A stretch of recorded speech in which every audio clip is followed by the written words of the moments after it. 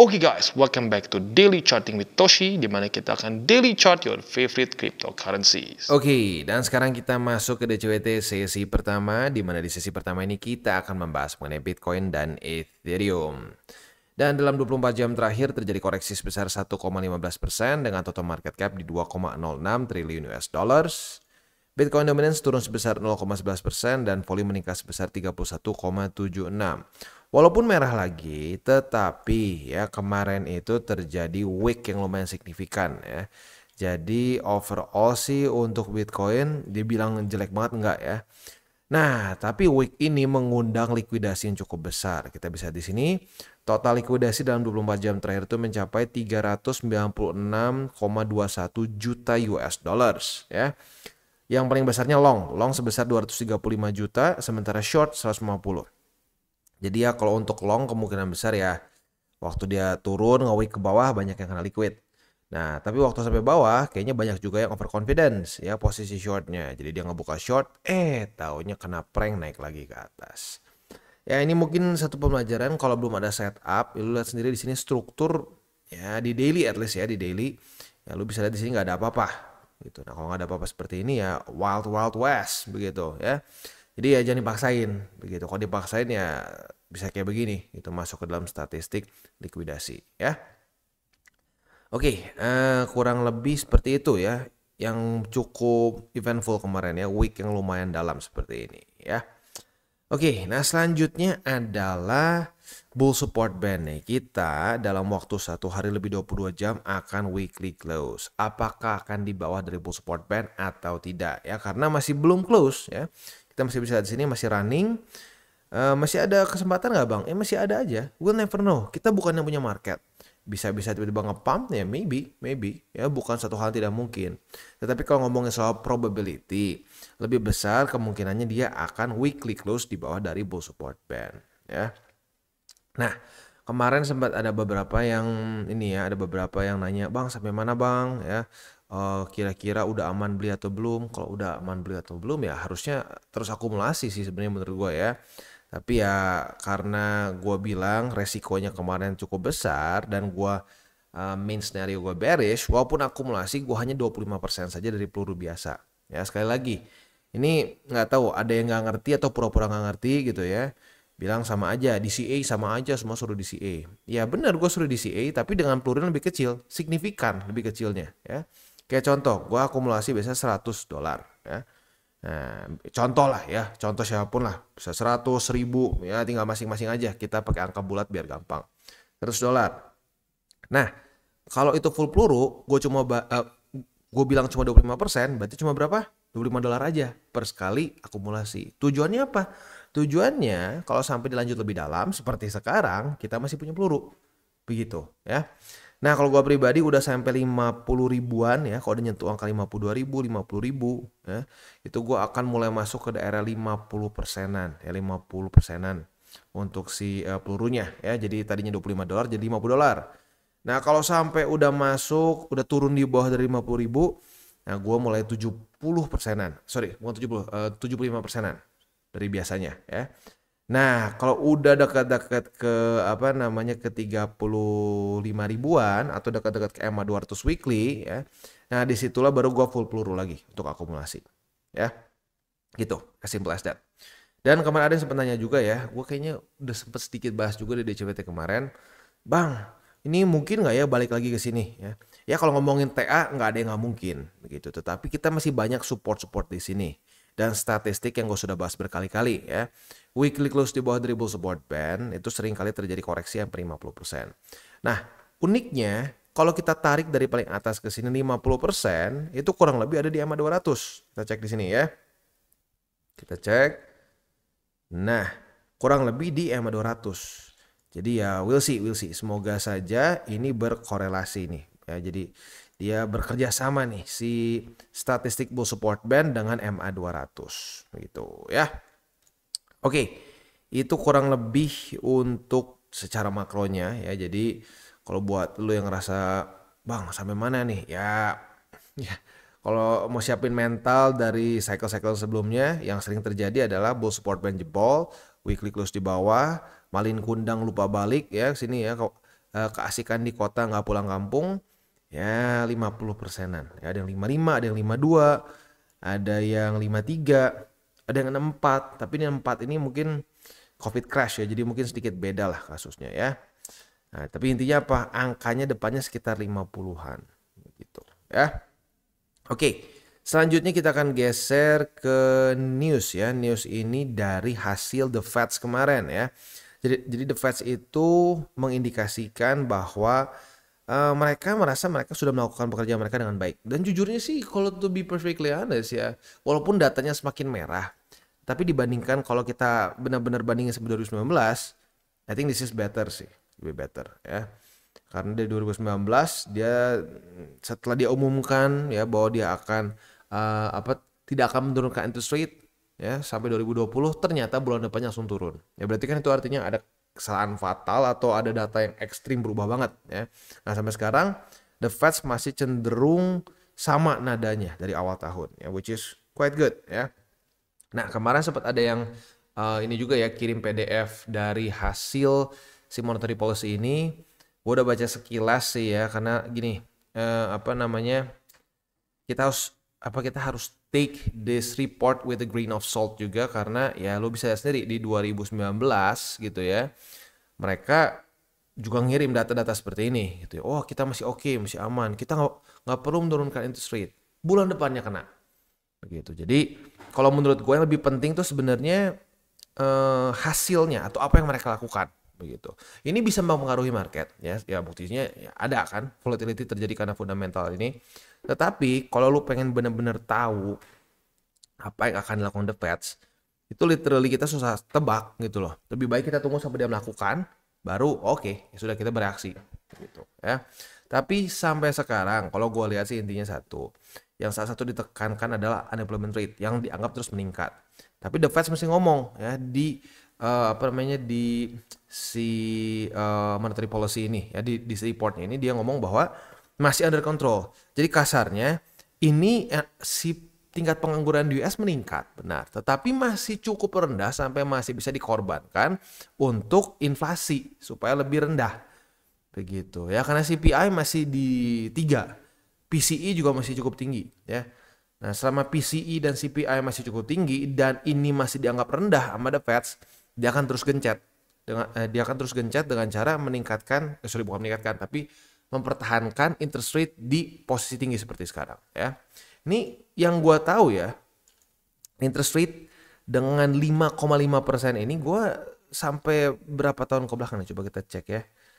Terakhir kali setinggi ini kayaknya harus pakai S&P mungkin ya, S&P 500 ya. Kita coba cek kapan gitu sampai selamanya. Terakhir kali 5%-an itu di sini ya. Di angka 5%-an lagi itu terakhir di 2006. Dan ini berapa lama? Coba kita cek ya. Kasar aja ya. Ini 396 hari. Nah, kita udah di level-level yang ya lumayan mirip-mirip ya. Lumayan mirip-mirip. Kita coba cek di sini, kita tuh udah 364 hari. Jadi terakhir kali terjadi seperti ini tuh di 2006. Begitu ya. Dan ya lu lihat sendiri ya, jangan percaya gua deh ya. Lu lihat sendiri apa yang terjadi. Akhirnya saat dia turun ya ini karena ya suka nggak suka ini adalah suatu economic downturn begitu, atau pelemahan ekonomi dari US. Nah, dia turunkan interest rate, ya S&P juga terjun payung begitu. Jadi gini ya, kadang-kadang ada orang yang mikir bahwa bang, lu bikin ini ya biar bikin kita takut. Enggak, kita lihat data kan. Kalau bikin takut tuh gini, lihat nih ya, BTC akan ke 0 ya karena tidak punya fundamental. Nah, itu menakut-nakuti. Nggak ada data kan? Ini dari data gitu, dan ini ngambil dari data yang berkorelasi juga dengan kripto begitu. Ya at least in general ya, karena beberapa bulan ke belakang enggak, dia cenderung melawan arah, BTC koreksi dia malah naik terus untuk S&P dan Nasdaq ya, indeks-indeks di US lah ya. Tapi ya itu intinya, kelamaan di hold dalam posisi tinggi itu bisa membuat economic downturn or recession. Lebih bagus ya economic downturn aja, nggak terlalu ekstrim. Tapi kalau recession ya boom ya. Jadi itu aja sih, itu yang harus kita tahu, yang harus kita catat di notebook kita masing-masing gitu. Kalau sampai terjadi ya jangan sampai panik. Dan gue rasa gue cukup berhasil ya untuk membuat para subscriber gue nggak panik gitu. Banyak banget yang komen, nggak panik bang, udah sampai bosen diingetin lu soalnya. Ya bagus lah, nggak apa-apa, mending bosen kan diingetin daripada kaget dan hah, gimana nih, gue nggak punya plan. Ya dong, gue lebih prefer bosen diingetin.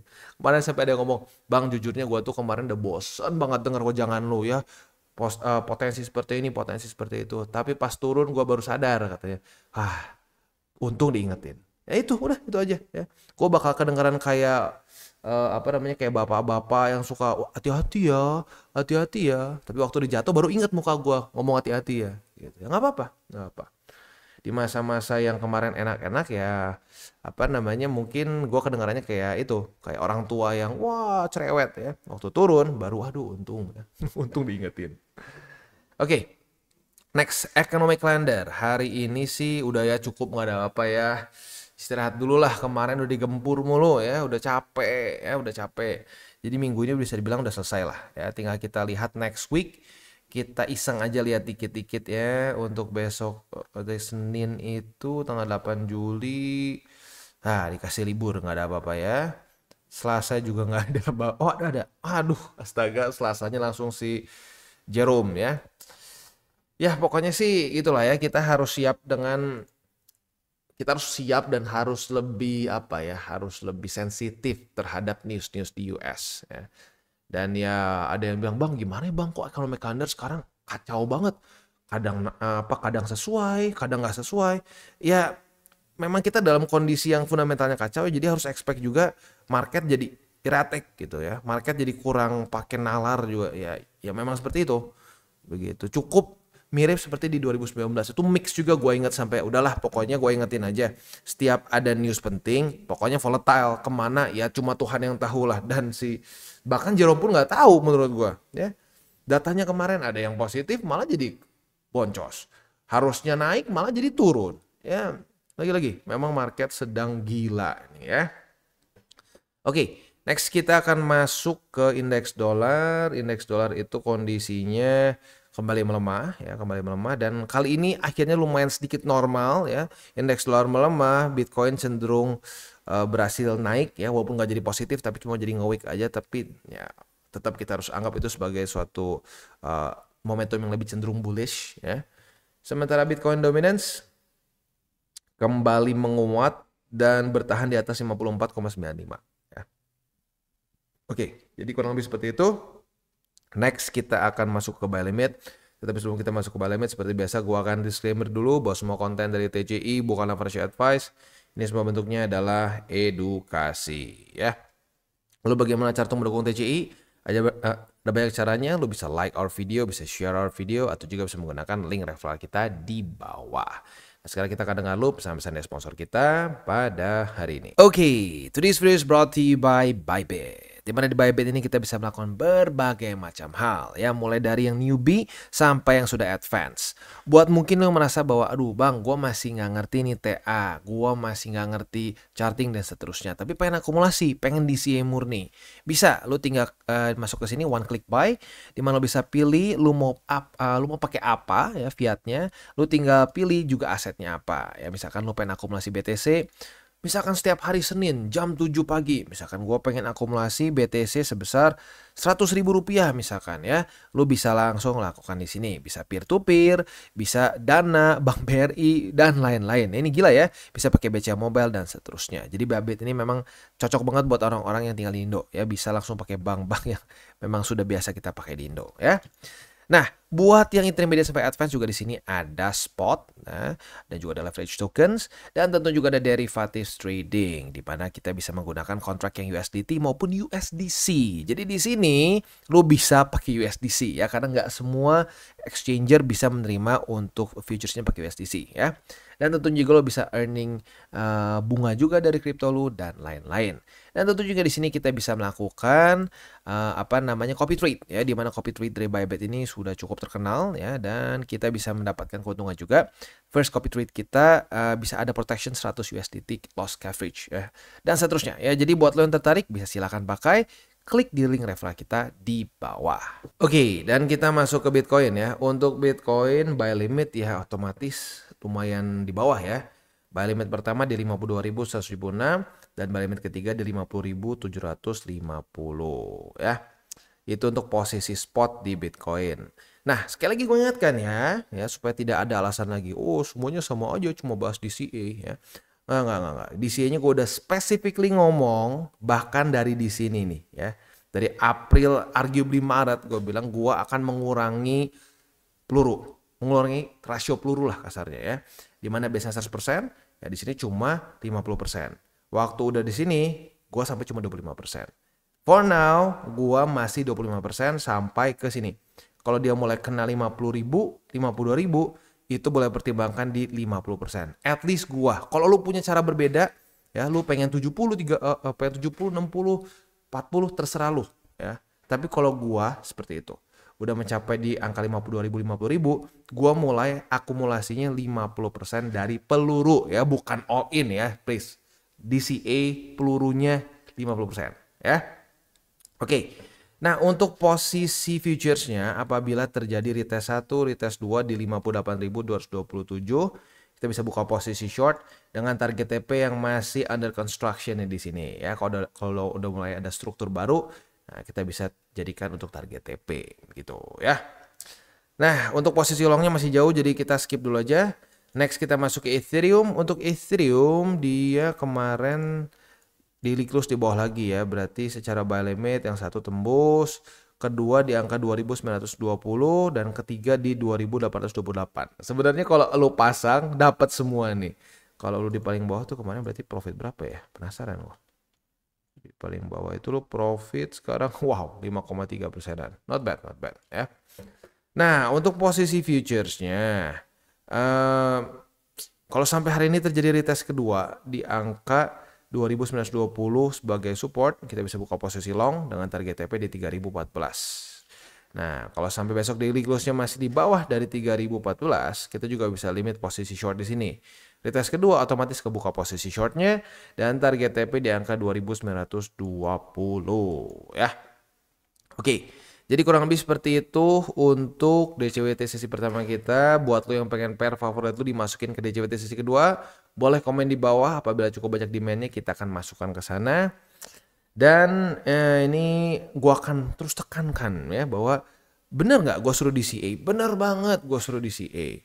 Tapi ya lo bisa cek sendiri ke video gue. Gue lupa tepatnya tanggal berapa, tapi April Maret gue udah bilang berkali-kali bahwa apa ya di setiap DCWT ya bahwa akumulasi gue akan signifikan lebih kecil daripada biasanya ya. 25% dari peluru per satu nembak, bukan all in ya, per satu nembak. Nah, sekali lagi kalau sampai BTC kena di 52.000 sampai 50.000-an, gue akan mulai meningkatkan 50% dari peluru. Begitu ya. Oke, selanjutnya kita tutup dengan 3 golden rules ya. Gue juga happy banget nih ada beberapa para subscriber gue sepertinya udah benar-benar mendalami ya, bukan cuma mendalami lah, meresapi 3 golden rules. Ya, jangan pakai uang panas, jangan off leverage, berpikir jangka panjang. Terdengar super simple, banyak yang nggak melakukan ya, makanya boncos. Dengan 3 golden rules itu, gue nggak akan bilang lu bisa beli McLaren, gue nggak akan bilang lu bisa beli Lambo, gue nggak akan bilang lu bisa wah bermewah-mewah, nggak. Tapi yang gue rasakan adalah setelah gue menggunakan 3 golden rules itu, porto gue actually grow, berkembang begitu ya. Jadi ya gue harap sih lo sama-sama adopsi 3 golden rules itu. Oke guys, jadi itu adalah akhir dari segmen DCWT kita pada hari ini. Dan jangan lupa bagi kalian yang merasakan manfaat dari segmen ini, jangan lupa untuk share ke teman-teman kalian. Dan apabila lu pengen mensupport channel kita, ya TCI, jangan lupa untuk menggunakan link referral kita di bawah. Nggak wajib ya, tetapi apabila lu menggunakan link referral kita di bawah, ada macam-macam ya, dari Bybit, Huobi, Maxi, toko kripto, dan banyak lagi ya. Ya, walaupun nggak wajib, tapi kalau menggunakan link referral kita, lu secara langsung membantu perkembangan dari TCI. Dan satu lagi, jangan lupa juga untuk join Telegram group kita, di mana kita bisa ngobrol-ngobrol santai mengenai dunia cryptocurrency secara 2 arah. So, jangan lupa untuk like, subscribe, click the bell icon, and see you on the next video.